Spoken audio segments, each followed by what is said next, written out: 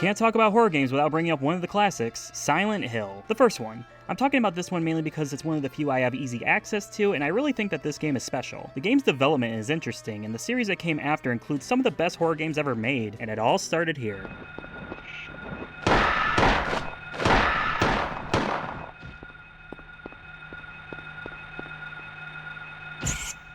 In Silent Hill, you play as Harry Mason, who is passing through the town of Silent Hill while on vacation with his daughter Cheryl. They get into a car accident, however, and when Harry awakes, he finds that Cheryl is missing. What follows is a journey into hell itself where Harry encounters horrible nightmare monsters and a sinister plot to resurrect a god to rebuild the world anew. Somehow this is related to Harry's daughter. How? You'll have to play or watch a Let's Play on YouTube because you're a coward to find out. Ho ho ho. It's a simple setup with an amazingly effective atmosphere, along with just looking amazing for the time. It has this weird off-putting soundtrack and voice acting that's serviceable, but also a little weird, kind of giving this otherworldly effect.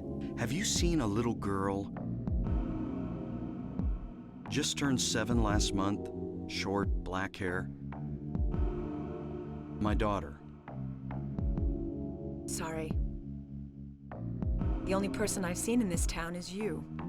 So the infamous Silent Hill fog was both an aesthetic choice and a clever way of making it so the PS1 could handle a map of this size. It only renders what's right around you, so the fog hides the empty spaces from your sight, both creating a sense of disorientation and a little claustrophobia and agoraphobia at the same time. Feeling boxed in because of the fog but having an unknown amount of space beyond it, it's a master class of messing with the player's head. Of course, we do get indoor areas as well, like this school that, no joke, was modeled after the school in the Arnold Schwarzenegger film Kindergarten Cop. And of course, we have the enemies.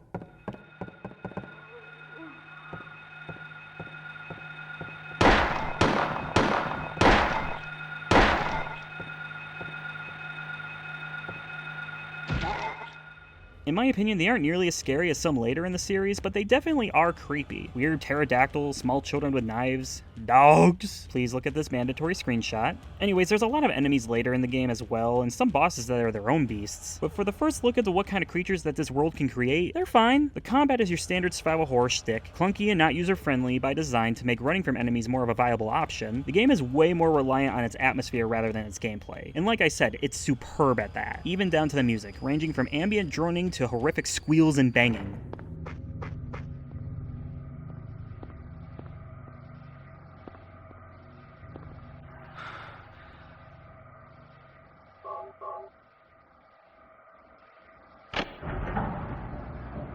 It's almost like weird art house music. Silent Hill is a must-play for survival horror fans, and if you played it before, do yourself a favor and play it again. And look up the stories about its development too. It's a real interesting story, and you get to find out how Konami was an evil company back then too. And hey, why not play the other Silent Hill games? Because you know we got direct sequels, cash grabs, poor attempts, and one of the greatest games ever made, no joke. All spawning from a game with this type of dialogue. I've been expecting you. It was foretold by gyromancy.